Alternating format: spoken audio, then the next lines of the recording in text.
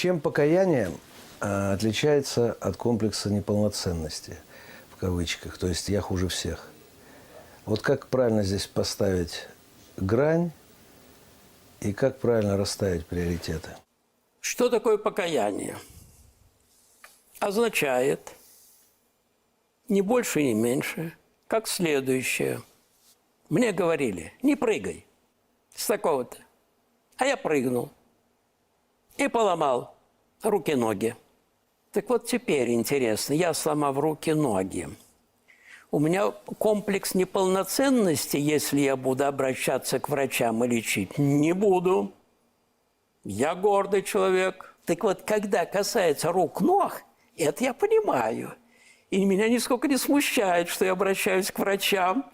И никто не скажет, что это у тебя комплекс неполноценности, правда, что ты обращаешься.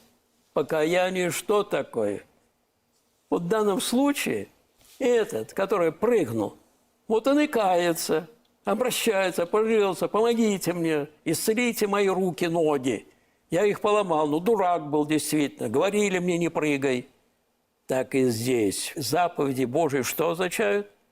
Предупреждение Бога. Не делай зла другому человеку, если не хочешь себе получить. Потому что каждым актом, я говорю, внешним ли, или даже мыслью, или даже желанием зла другому, ты прежде всего вонзаешь нож в кого? В себя. Не греши, человек. То есть что такое? Не ломай себе руки и ноги. И, ну, если ты это сделал, покайся. То есть обратись к врачам. Кто наш врач? Вот он, Бог, стоит рядом. Покайся, и ты получишь действительно исцеление. Посмотрите, как Иоанн Кронштадтский пишет в своих дневниках. Опять я осудил, накричал на эту кухарку, накричал. Вспомнил я и воззвал к Богу моему: «Господи, прости меня!» И вновь ощутил я пространство в душе своей. Господь исцеляет, как врач, нас. Когда люди говорят о покаянии в его предполагаемой связи с самоунижением, комплексом неполноценности, таким самобичеванием, и такой «я хуже всех», во-первых, иногда это принимает просто карикатурные формы. Я такая вот свинья, лежу в колу, ничего не могу. А во-вторых, это как-то очень близко проходит с реально психологическими проблемами, с неким таким пестованием в себе всего плохого. О нет, я вообще ничего не могу, ничего не умею.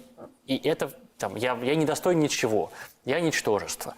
И это входит в какое-то противоречие с ощущением, что я все-таки человек, я не камень, не свинья на самом деле. И Бог-то таланты мне какие-то дал, и вообще я образ Божий. Как же я могу себя так вот в пыль обращать? Скорее вот такой смысл в этом вопросе, мне кажется, заложен. Ну, я на этот смысл, кстати, и ответил. Но в данном случае я бы хотел, может, еще прибавить, но уже по латыни. И вот потом, как хотите, так и делайте. По латыни так звучит. У римлян есть замечательная пословица «Абузус non est usus». То есть употребляй, но не злоупотребление как раз не снимает употребление.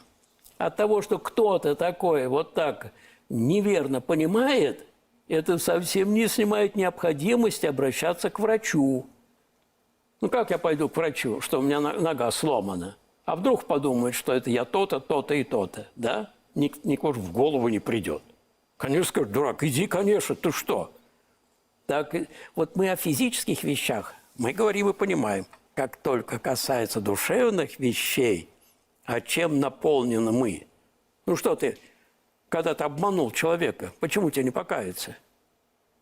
Налгал на него, предал его.